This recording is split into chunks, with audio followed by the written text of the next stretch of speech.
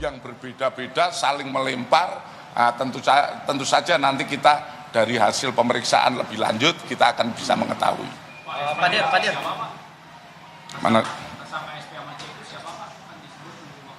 Penerima kuasa. Kami sampaikan tadi penerima kuasa itu yang menerima kuasa dari desa. Gimana? Yang 2 orang tadi itu yang penerima kuasa itu dari ATR atau BPN? Bukan. Ini dari notaris ya. Dari penerima kuasa dari orang pemohon yang mungkin juga disampaikan mungkin seperti beberapa yang disampaikan oleh Kepala Desa Kohot menyampaikan saya diperalat oleh saudara S atau apa. Ya itulah orangnya. Ya. Pak Dir, ini lalu sudah sempat melakukan penggeledahan di rumah Pak Kades, lalu di sana ada beberapa kayak kendaraan mobil dan segala macamnya. Apakah nanti juga bakal menyusut ke dugaan TPPU-nya nantinya?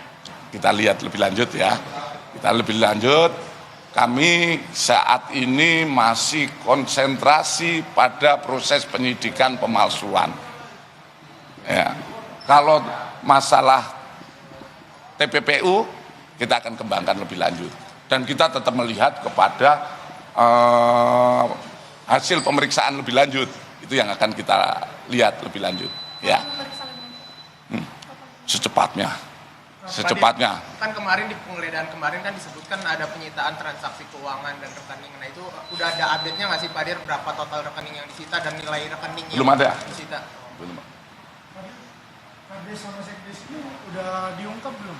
Siapa yang meminta mereka memalsukan? Nanti akan kita kembangkan. Jadi kita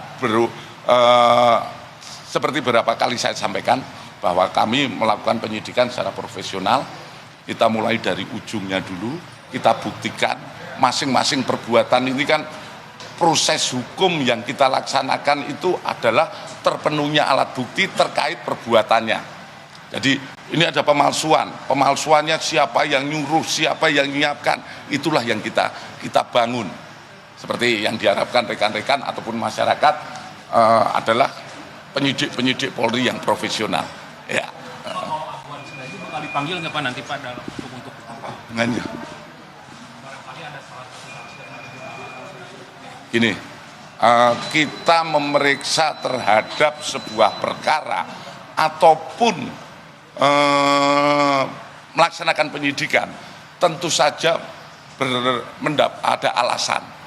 Alasannya dari keterangan-keterangan, baik itu saat ini yang sudah kita tetapkan sebagai tersangka saat pemeriksaan saksi, tidak ada yang menyebut. Kalau yang dikatakan di media sosial dan lain sebagainya, itu kan kami tidak bisa menjadi patokan. Karena semuanya itu setiap apa yang dilakukan Polri tentu saja ada dasarnya. Ada dasarnya yang bisa dipertanggungjawabkan. Kalau misalnya disebut rekan-rekan salah satu di sini sebagai turut serta di media sosial, apakah saya harus manggil orang itu? Itu, ya.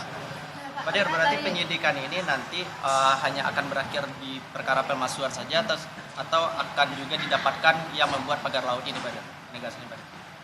Gini, pagar laut sudah ada domain penanganan lebih sendiri.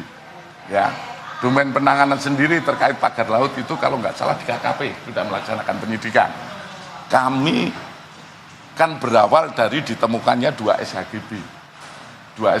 Sebetulnya 263 SHGB. 263 SHGB ini dihubungkan dengan pemasangan pagar laut kan tidak ada hubungannya.